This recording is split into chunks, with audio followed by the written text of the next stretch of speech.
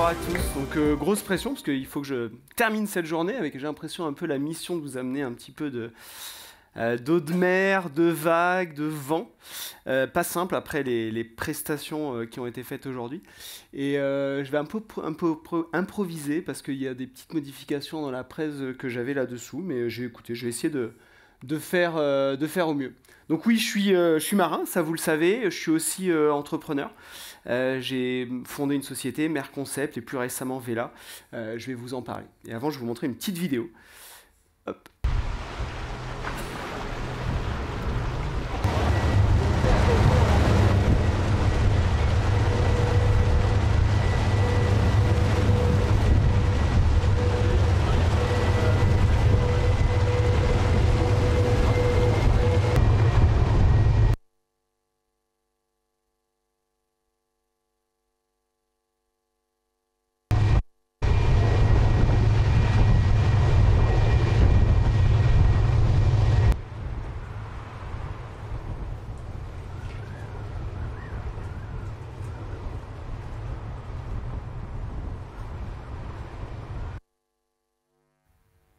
Un bateau à moteur. Après, je peux pas parler en même temps que les vidéos. Vous vous demandez peut-être pourquoi un bateau à moteur.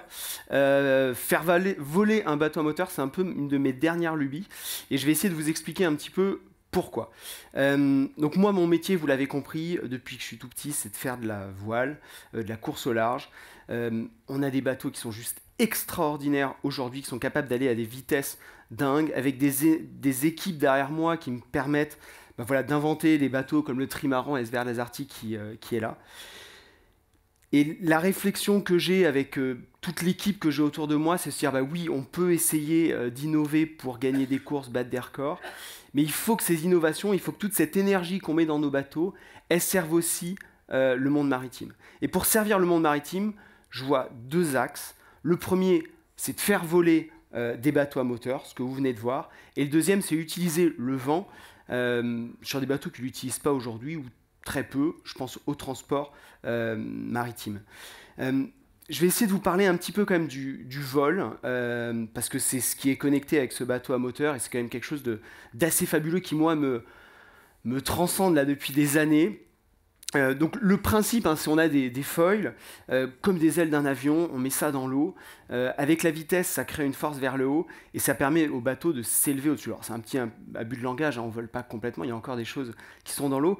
Pourquoi on fait ça? Parce que quand le bateau vole, les frottements générés par ces foils dans l'eau sont moins importants que les frottements générés par la coque normalement. Donc, sur un bateau de course, génial, on vole, on capte la même énergie du vent, on va plus vite, on peut tenter de battre des records ou gagner des courses.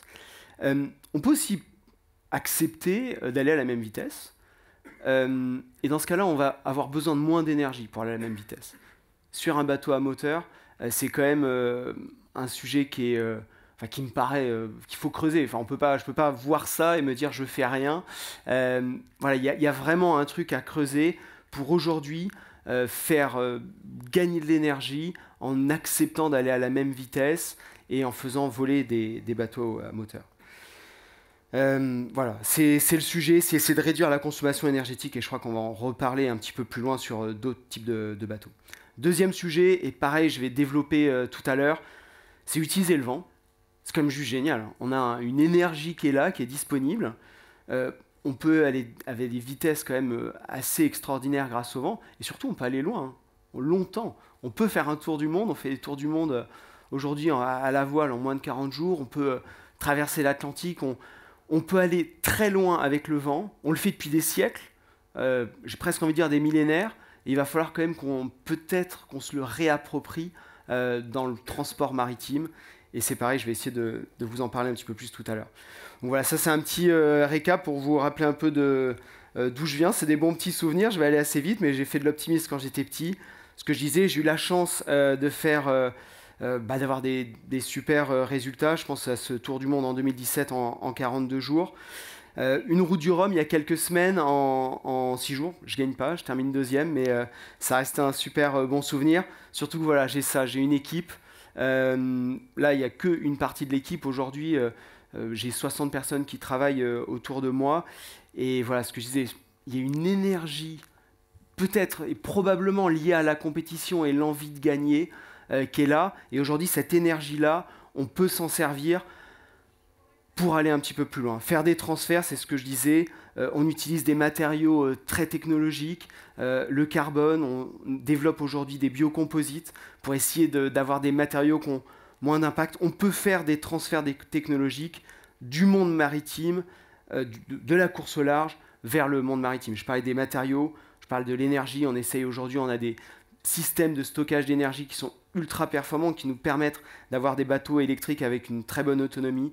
On a des systèmes de pilotage, parce que ce bateau à moteur qui vole, il ne vole pas tout seul, il y a un système de contrôle qui s'apparente l'évolution des pilotes automatiques qu'on a sur nos bateaux de course au large. Je crois que j'ai une petite vidéo. Je ne sais pas si ça a marché. Non. Ah si.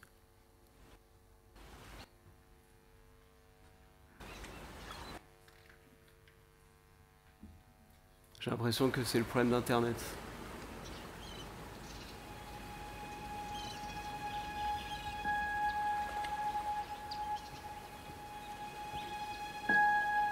Comment vous parler de Mer Concept?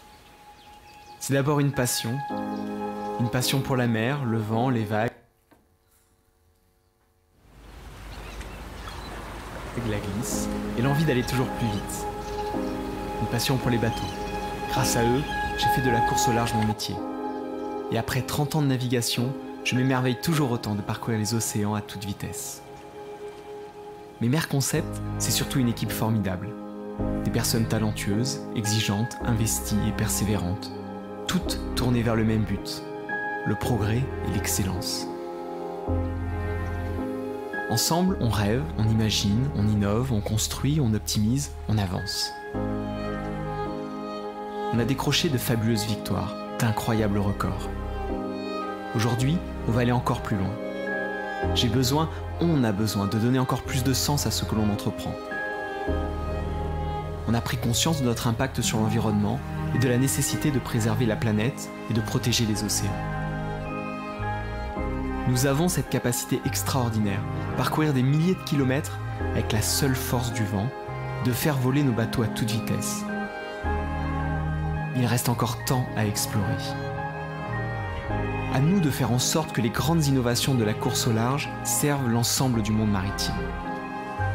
À présent, plus que jamais, nous devons donner du sens au progrès, pour que l'avenir reste porteur de rêves et de promesses.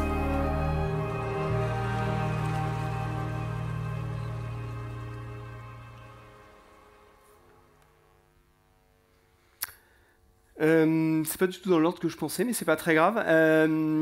Grosso modo, donc, vous l'avez compris, il y a ce transfert. On essaye de faire voler des bateaux. Alors, je sais pas s'il y a une slide qui va apparaître un peu après. Sur les CTV, au-delà de ce bateau, ce petit bateau bleu qui vole, il y a un vrai besoin, il y a un vrai marché, il y a un sujet sur lequel on a beaucoup travaillé ces derniers mois. C'est les CTV, Crew Transfer Vessel, donc transport de techniciens pour aller sur des plateformes. Il y a beaucoup de besoins dans l'éolien aujourd'hui. Il y a une nécessité d'aller rapidement pour intervenir sur les plateformes éoliennes. Et donc voilà, on travaille, on a travaillé cet hiver pour faire une évolution de ce petit bateau bleu que vous avez pu voir pour intervenir rapidement en utilisant le moins d'énergie possible et en ayant des systèmes d'énergie, une électrification de ces bateaux-là, voire des systèmes d'hydrogène embarqués sur ces bateaux-là. Ça, c'est le deuxième sujet sur lequel je voulais parler, c'est l'utilisation du vent. C'est un sujet sur lequel je crois énormément. On va pouvoir utiliser le vol, je touche plus à rien. On va pouvoir utiliser le vol pour se déplacer sur des courtes distances, pour aller loin, pour transporter des marchandises loin. J'en suis convaincu, on en est persuadé, on va utiliser le vent. Ça, c'est la vision qu'on partage avec toute cette équipe que vous avez vue. C'est l'équipe Vela, on a cofondé Vela il y a quelques mois. Notre objectif, donc la vision, on la partage. Demain, le fret maritime se fera avec l'énergie du vent. Et notre proposition, c'est de faire du fret maritime 100% à la voile. Pourquoi on fait ça ? parce qu'on pense que c'est la solution à long terme, et on pense que dès aujourd'hui, il y a un marché pour ça. On est capable de traverser l'Atlantique avec des bateaux adaptés, des cargos à voile, à une vitesse qui correspond aux besoins sur un certain marché, sur certains produits. La décarbonation, elle est énorme. Vous imaginez bien, hein, si on n'a plus besoin, enfin on utilise l'énergie du vent pour se déplacer, on sort juste du port au moteur, et après on utilise l'énergie du vent, donc on a des décarbonations qui sont majeures, et avec des bateaux, parce qu'on m'a souvent fait la réflexion, avec des bateaux qui sont quand même conséquents, on travaille sur des bateaux qui vont pouvoir transporter l'équivalent de 400 palettes, ça fait un équivalent de 300 tonnes de fret sur un bateau, ce qui correspond à peu près à plus de 5000 tonnes de produits pour un bateau qui peuvent être transportés d'un côté et de l'autre de l'Atlantique sur une année. C'est pas négligeable et ça permet vraiment de décarboner massivement. Ce qu'il faut bien comprendre, c'est que ça s'inscrit dans une dynamique en France qui est super forte dans le Vélic, avec beaucoup d'hybridation. C'est des sujets qui sont hyper intéressants, c'est-à-dire on prend, on va dire, des bateaux traditionnels, puis on y rajoute des petites ailes, on essaye de diminuer la consommation de carburant. On pense que c'est nécessaire, c'est complémentaire du travail qu'on fait. Nous, on a envie de se positionner quelque part d'une manière un peu sans compromis. Si demain, la solution, c'est d'être 100% à la voile, essayons d'y aller dès aujourd'hui, peut-être sur des plus petites échelles, mais ça va être la solution vers laquelle il va falloir aller. Et quelque part, on travaille un petit peu avec ces solutions d'hybridation parce qu'on a des problématiques communes. Et je pense qu'en poussant un peu avec tous ces projets, on va bien réussir à faire quelque chose de sérieux. Nous, Vela, on a décidé de se concentrer uniquement sur l'Atlantique Nord, les échanges entre la France et les USA. Pourquoi ? Parce que c'est une zone où il y a du vent. De manière régulière, d'une manière prévisible. On ne traverse pas des zones poteaux noirs, des détroits où le vent est aléatoire. On est sur une zone où la météo est quand même relativement fiable et où il y a du vent. Il y a du vent tout le temps. Alors malheureusement, un petit peu face à nous quand on est de la France vers les États-Unis, mais dans l'autre sens, on est au portant et ça va plus vite. Et on arrive à avoir sur cette traversée de l'Atlantique, ce que je disais, des durées de transit. On est aux alentours de 15 jours pour traverser l'Atlantique avec un cargo à voile dans nos prévisions. On n'est pas très loin du fret classique, maritime. Et une des idées aussi qu'on a, que vous voyez un petit peu sur cette image, c'est d'aller aussi développer des ports secondaires. Il y a un vrai sujet pour nous, on a un bateau qui est quand même un peu plus petit que des énormes porte-conteneurs de 500 mètres qui vont partir grosso modo en Europe de Rotterdam et ils vont aller à New York.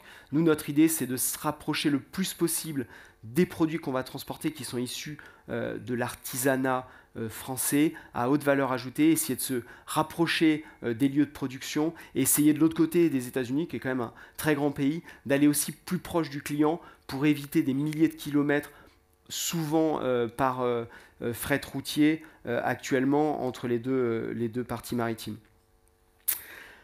Notre timing, aujourd'hui, on est au début de ce projet. L'idée, c'est de signer avec des chargeurs. On a déjà commencé ce travail-là pour pouvoir lancer la construction d'un bateau. On l'espère dès cette année pour construire le bateau l'an prochain et avoir une première liaison France-US en 2025.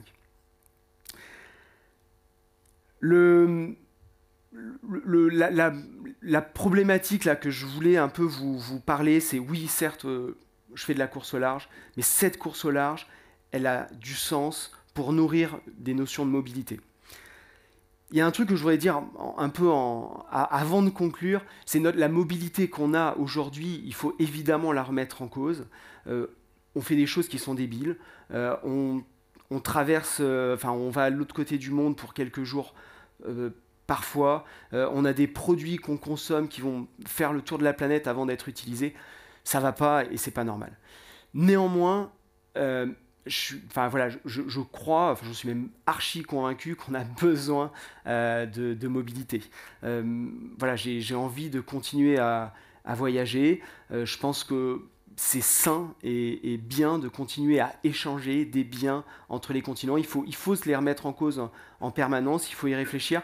mais c'est nécessaire. Il faut s'ouvrir à l'autre, il ne faut pas se renfermer. Et on ne répondra pas tout par la technique, la technologie. Je suis ingénieur, vous l'avez compris, c'est ce que j'aime. J'aime bien essayer de trouver des idées pour faire avancer nos bateaux de manière plus rapide ou d'une manière moins impactante. Mais il faut aller trouver des solutions de mobilité. De manière assez classique, hein, je bois du café, je mange du chocolat. Est-ce que j'en mange trop? Probablement. Est-ce que demain, il faut en manger un petit peu moins? Oui, peut-être. Mais je crois que c'est assez sain de trouver des solutions, des bateaux à voile pour essayer de continuer à maintenir des échanges entre nous et entre humains. J'ai eu la chance de grandir en voyageant en bateau avec mes parents, en famille. J'ai 3 garçons, ils sont jeunes, hein, ils ont moins de 10 ans. Et j'ai envie de continuer à leur dire que oui, c'est possible, on va pouvoir voyager différemment. Le bateau, c'est une solution parmi d'autres pour pouvoir se déplacer d'une manière durable, peut-être en prenant plus notre temps. Mais oui, c'est possible, on va pouvoir continuer à voyager d'une façon différente, mais on peut rêver d'aller à l'autre bout de la planète. Et je vais tout faire pour que la course au large continue à répondre à ces problématiques. Et voilà, je crois que c'est fini.